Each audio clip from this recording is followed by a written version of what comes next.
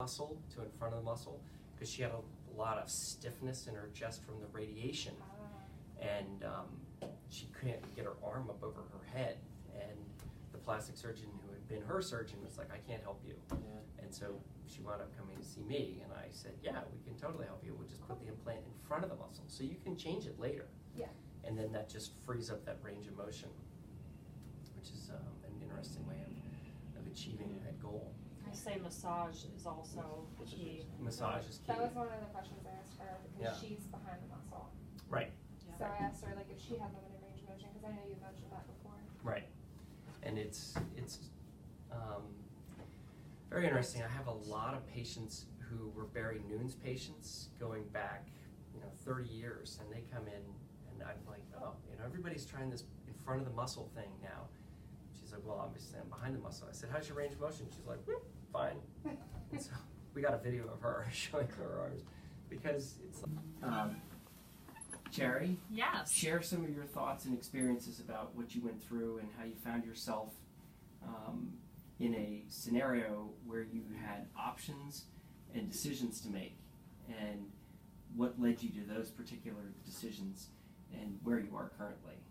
So I was originally 37 when I was diagnosed with breast cancer, and the biggest decision between A and B that I had to make was, do I do a lumpectomy with radiation and mammograms every 6 months for the remainder of my life, which ain't nobody got time for that. No, I'm just kidding. For my personal preference, I did not want to do mammograms every 6 months. Right. Or I could do a bilateral mastectomy or a single mastectomy. I was choosing to do, I chose to do a bilateral mastectomy, and I guess the naivete of my own experience was I did a direct implant nipple sparing surgery, and it was presented to me that way, and it was I don't think it was a bad decision, but I wish I had talked to other people and had other opportunities, or because I had known people that had had tissue expanders, and the direct implant did work well for me initially, but I had a ton of rippling within a couple of months after my surgery. A lot. I mean, if I called it a plastic bag, it just felt like a plastic bag, like rippling. And that's when I met a patient of yours that had recommended you, and I saw the work you had done with hers, which are amazing. She was a breast cancer patient as well. And I came in and I met you, and you're like, I can fix that. And so I now have a lot more medial cleavage than I originally had. I have no rippling. I have very nice scars on the side. I don't know the medical term for that. Well, it's actually a term that I coined called the neo approach, as in new approach into the breast pocket. And it's going through virgin territory, and it allowed us to avoid going through your previous scars around your nipple. And I've done hundreds of these patients, and not a single infection doing it that way. And even more importantly, the patients are very comfortable with that scar. I've never had a patient say, I'm very displeased with this scar, because even in a bathing suit, it's completely hidden. Well, it depends on what kind of bathing suit you're wearing. If you're in a string bathing suit, it might be a little noticeable, but a full coverage bikini, you're certainly covered. Yes. But I have these amazing breasts. Why would I want to cover them in a full coverage? No. But it's nice that you're confident. So happy and confident. Yes. But I guess end result is I have subpectoral implants in, and I'm super happy with them. So I think. High five.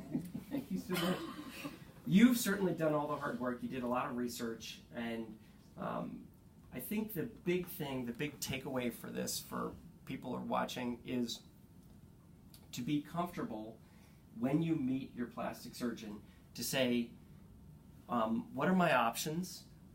and ask legitimately what bridges are being removed. I don't want to say are being burned, but what options are no longer possible with what I'm doing and moving forward. And are you comfortable with me getting a second opinion? And how many plastic surgeons did you meet with? One. And that's not wrong. It's actually more the norm. But talking to different people, you're able to get different perspectives and different scenarios. I met with the one that did my original surgery. But you didn't have any other consultations? No. So that's probably, if we can get anything out of this, education for other patients, is to be comfortable getting different consultations. And one of the problems is that there is a sense of urgency and immediacy that comes up when you've been given a breast cancer diagnosis. And it's like, people feel like their whole life accelerates and that a decision has to be made in an incredibly short period of time. And when people realize that you have the opportunity to see multiple people, and Debbie will tell you, Debbie's doing the videoing right now, so that's why she's not sitting here, but we make it ourselves very available for patients who call in with breast cancer diagnosis to get in, that day or the next day, and realize that we may need to come in early or stay late or nobody gets lunch that day, but that way you can be seen, because we have scheduled things that are weeks and months out, but we understand that your life has been completely turned upside down and you need answers right away. And some of those you can get from the internet, but every single person's scenario is completely unique. And to hear what the options are so that you can then go home and assimilate all that information and then make a decision with as much information as possible rather than partial information. And it's not that you had bad information, but I think you probably had incomplete information. And no harm was done. It's just you wound up coming to me and we wound up addressing your concerns and achieving your goal, and you wound up doing it in 2 operations, which is completely reasonable. And I'm glad you're so happy. And tell everybody a little bit about what your job is. I'm a flight attendant. Who do you work for? The best airline there is, Southwest Airlines. Yes, go Southwest Airlines. Love airline. And do you share your story? I do. And are the passengers appreciative? Very.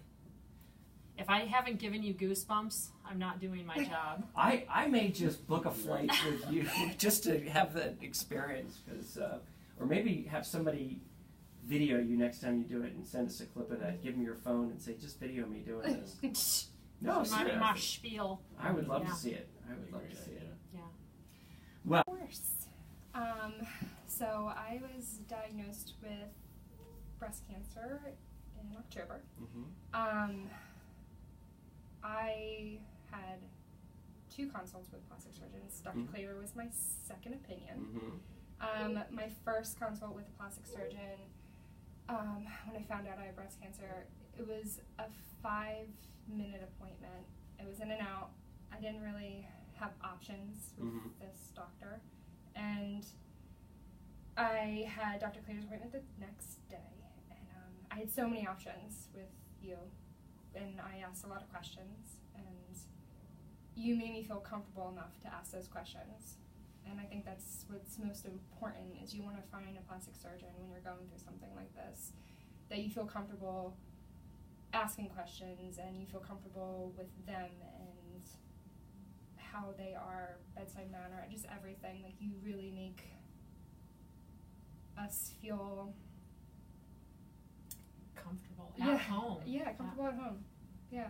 Like, you even have called me when I was at home, and we've had conversations on the phone about different ways we can do things. And I think, to me, that's like, why wouldn't you want to choose Dr. Claytor for your plastic surgery? Because it's your life, and it's what your body's going to look like for the rest of your life. Especially when you're younger, even though it's you're seeing your body yourself, it's about self-confidence. And after I had my surgery, I had so much more confidence in myself and my body. and that's even just aside from having breast cancer. But the surgery we chose to go with was a reduction with a lumpectomy. Yeah. Which is different from It's pretty most cutting edge surgeries. Pretty cutting edge stuff, and it required our breast surgeon, Dr. Sable, to also be on board with this, because the standard treatment for you, because you were also BRCA positive, Yes. which means, for those who may not know what that means, do you want to describe that? Sure. So the BRCA gene is related to breast cancer, prostate cancer, ovarian cancer, and what it means is I just have a mutation in that gene, which would mean like somewhere in the line of my ancestors or like my other family members have had breast cancer. I didn't know that though. Mm-hmm. So I got genetic testing done, and they test you for all the genes, and that one came back positive for mutation. And not all patients, but a large percentage of patients who are BRCA positive elect to have mastectomies. Right. And some patients don't have any personal breast cancer, personal history of breast cancer, but they have the BRCA gene, so they will undergo a prophylactic mastectomy. Right. And in your particular scenario, I talked to my very good friend Dennis Hammond, who's out in Grand Rapids, Michigan, and he has been pioneering the technique that we shared, that we utilized for you, that he's currently using mostly on the BRCA patients. And that is a unique scenario where there's no urgency to having a mastectomy if you're a BRCA patient. So your chest was, what cup size were you? In real size? Like the your sizing or What store sizing? Either whatever you feel comfortable sharing. Whatever the general public would go by. The general public, I think, would say it was like a 36 double D or Okay. triple D. I was definitely Triple D. spilling out of those cups though. So you were plus size. Yes. And without looking at photographs but just envisioning what that means is you can imagine that your chest was very droopy. Yeah. And with a droopy breast, it's impossible to perform a nipple-sparing mastectomy. Effectively, the nipples are in the wrong place. Yeah. And so one of your very ardent desires was to have an aesthetic shape that fit your vision of beauty.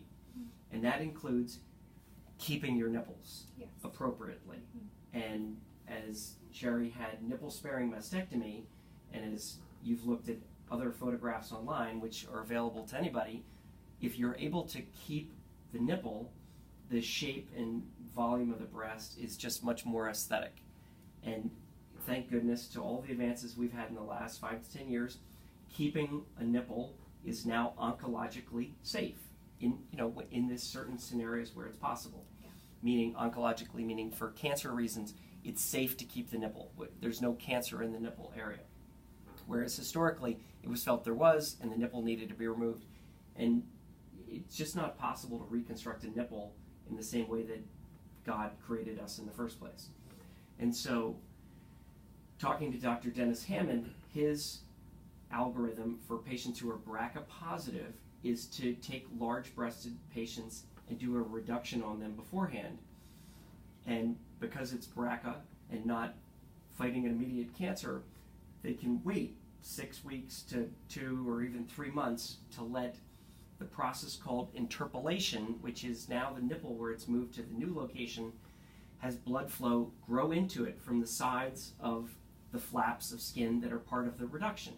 Whereas you can imagine if you tried to keep the nipple at the same time as doing a mastectomy, there's no blood flow going to the nipple and it would necrose and die 100% of the time. But if you stage it and allow that blood flow to grow into the nipple, then it's alive, and we do it all the time. This is the basics of plastic surgery, where we can pedicle and move tissue, and then the new area it grows into, such that you can divide the previous blood supply. And that's effectively what we're doing. His experience and his expertise, and he's getting ready to publish this great paper on this, is in doing this in BRCA patients. And what was so incredibly unusual for you is that you had an active cancer that needed to be removed. And there is a degree of, not emergency, but urgency to taking out a cancer. It would be inappropriate to leave the cancer in you for 3 months while we're waiting for that process to happen. Yeah. Understandably. Yeah. It would be intolerable. It would be inappropriate. However, Dr. Sable very geniusly and wisely and shrewdly said, let's do the large lumpectomy at that time of the reduction and take all that cancer out. But to have left you with that contour deformity would have been socially unacceptable and aesthetically unacceptable because it was such a large defect. It was. And also, you okay? Yeah. There's a cough going on. It's winter. It's cold and flu season. Do you want a mint? No, I'll get my water. Okay. And so, because you were a BRCA patient, it was appropriate and reasonable to consider completion mastectomies. But there was no urgency now. The urgent part was taken care of because of the lumpectomy. The cancer was removed. And you had sentinel lymph nodes taken as well, correct? I did. And those were clear? Yes. Okay, yay. Yay. Yay.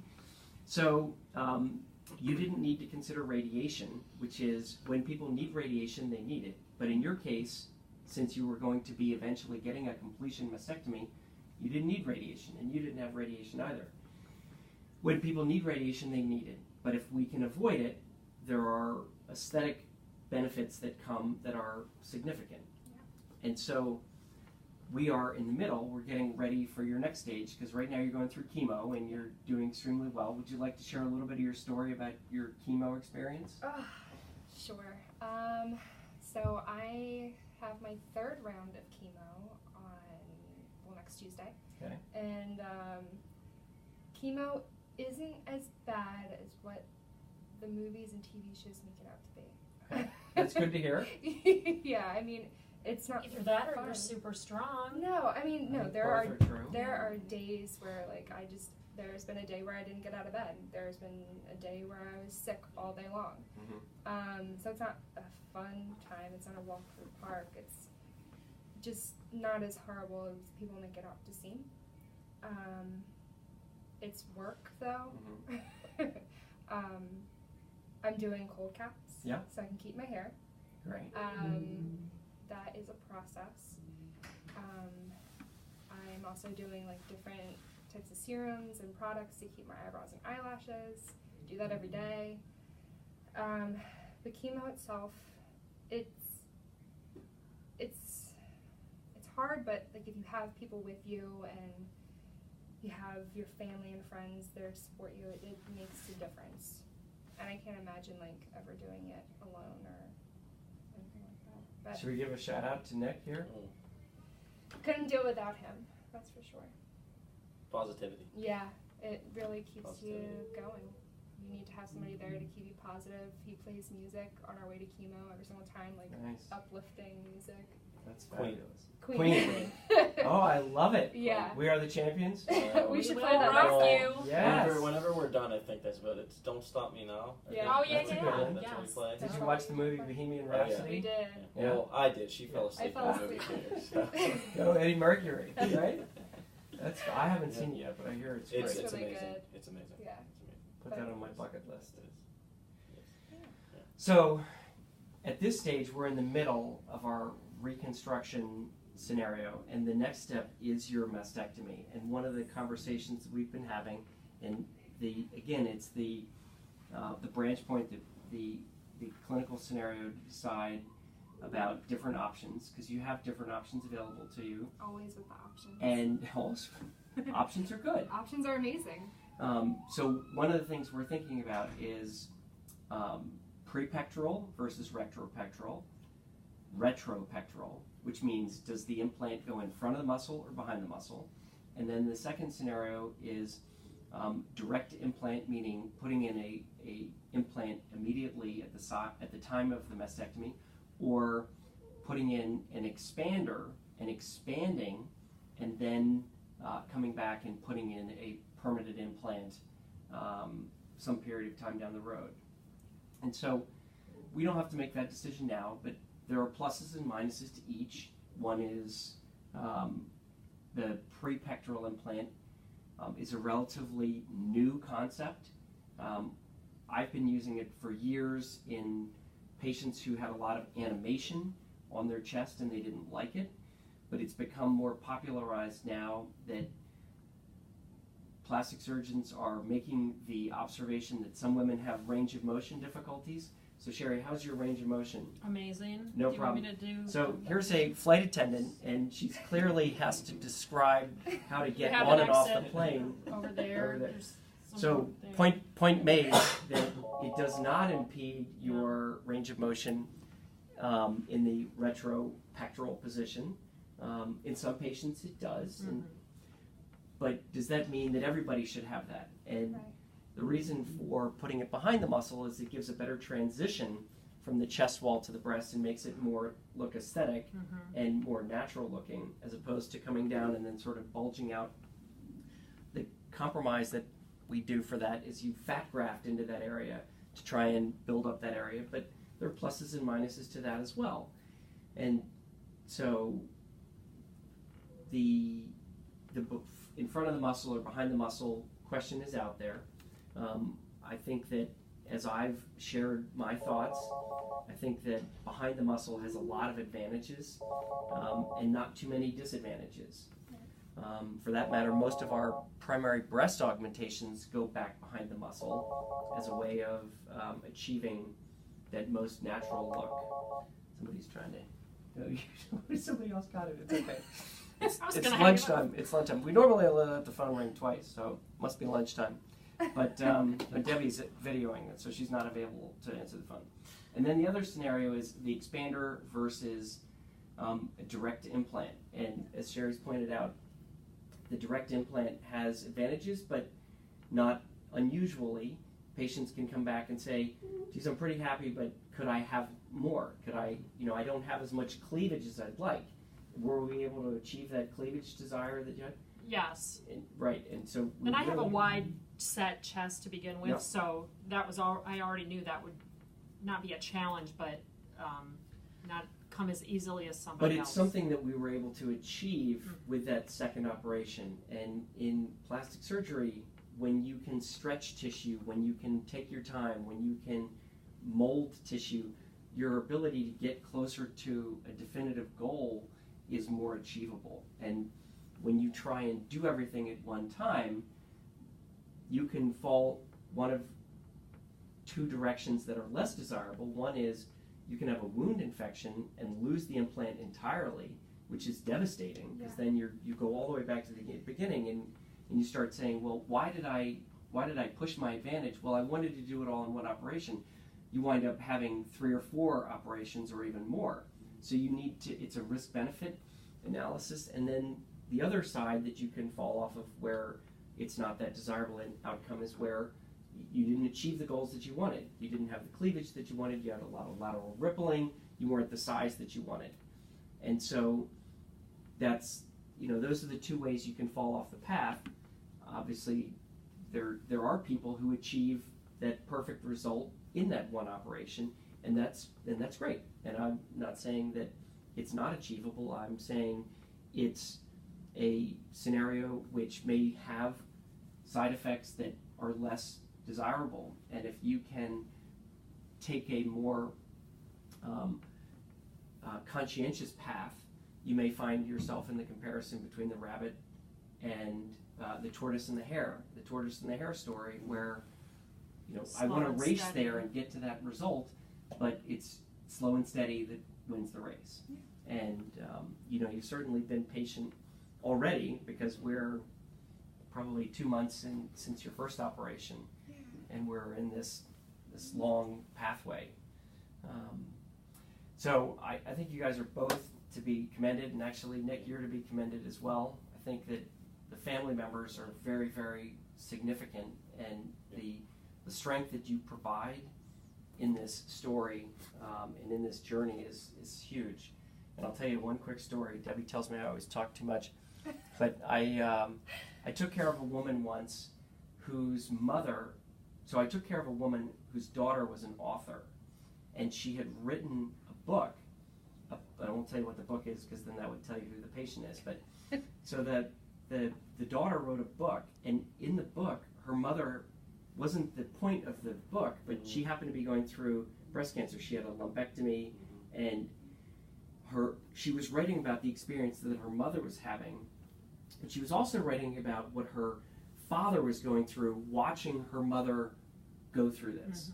And at one point in the book, she talks about how much he's suffering and he's struggling because, and I may be making up her words, so if I get them wrong, please don't, accuse me of misquoting her, but the image I get was that he would rip off his own arm and use it to beat down a door to get his wife out of this scenario. He would do anything to help her be rid of this problem, but he can't. And all he could do was sit there and effectively watch his loved mate, his loved one, his wife, go through this terrible journey. So she writes this whole thing, and I find it interesting, and I happen to be reading this book when this patient comes to me with a breast cancer recurrence. And so now she's going through it again, and now she needs a mastectomy, and the husband is coming in. He doesn't show her the light, like show her what we're living for. Yep. In my perspective, she has her own goals. So I was like, hey babe, like let's set our own goals in a year from now. And then I think my biggest compliment has been the way she's been treated here, outside, her family. You want to keep things as normal as possible for her. And if you don't keep things normal and you treat her like that stigma she was talking about, say she did lose her hair, and the way people would look at her, that was one of her biggest fears. That's things that we talked, that was pillow talk for us. And I may have not said it a lot to her, but inside, I'm like, I can't imagine what that would feel like. Having people look at you, oh my God, you're sick. Yeah. You're sick. I need to feel bad for you. You're sick. So for her to, obviously with the advancements in breast cancer research, the cold caps alone, she may lose some of her hair, but they're saving up to 50% of her hair. So she's already winning the battle. The day that I remember you and Dr. Saber called and said, hey, we're going to do the lumpectomy first. When you came out and Dr. Saber came out and she removed the tumor, she's cancer-free within 3 hours of being there. And bam, she doesn't notice the amount of tears that were coming out of her parents' eyes and the excitement from her best friend Brianna, myself, her grandmother. That's the stuff I think that is important, is you celebrate the happiness, you don't sweat the small stuff we just got done talking about with Sherry. And you treat others with this empathy now. And like she was telling a story in the room, and this is how I am. Everyone has a story that you don't really get to hear. And I think that everything that has happened has been for a reason. Yes, you didn't set these appointments up today. No, it was totally random, by the way. Totally random. But they're Instagram friends now. Now they're going to be and Facebook. Yeah, and Facebook. They're going to be part of that superwoman, cult, as I like to call it. You know what I mean? Of just amazing women who are part of something. And this is something for maybe her to answer, but I don't know if she's ever felt a part of something before this, outside of maybe just like her extracurricular activities growing up, but now she is a part of something larger. Yeah, something meaningful. To be on this side and supporting her and me getting education through all this, like I'm a full-blown advocate of this entire process, and I think this being a shining light for her and being me, I think has been a prayer, like a wolf. I don't know even how to explain it. I am just grateful. Some people feel bad that I don't feel bad that she got this. I did.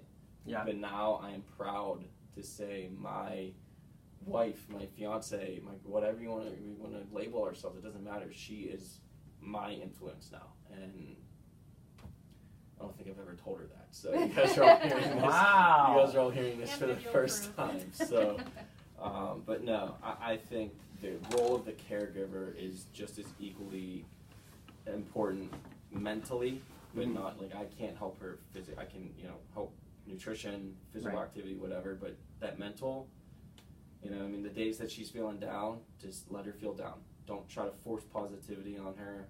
Don't try to tell her how to feel, tell her how to act, tell her what to eat. We've gone through a lot, and we're both young, and I don't think anything that life throws at us from here on out will ever throw us off our track of what we really truly want. So This is a big challenge. Yeah. it is. And how you're meeting it defines your future relationship. I agree. She just got done saying Absolutely. that. True love. Yeah. True love. True love. Oh, yeah, we had our true Yeah, love stories. My husband is not here right now, but he's absolutely my number one supporter. Yeah. I That's just awesome. here for a follow up. I didn't really need him here.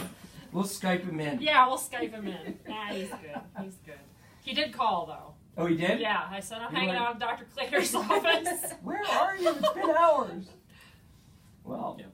I'm very grateful that you guys feel comfortable enough to share your story because I see that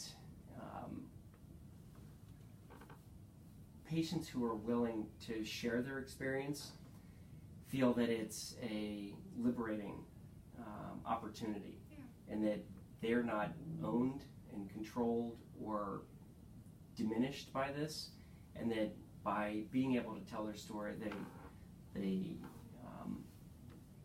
feel unburdened. And so I'm very appreciative. Thank you so very much, and more to come. More to come. Definitely. More to come. So Thanks. thank you so much for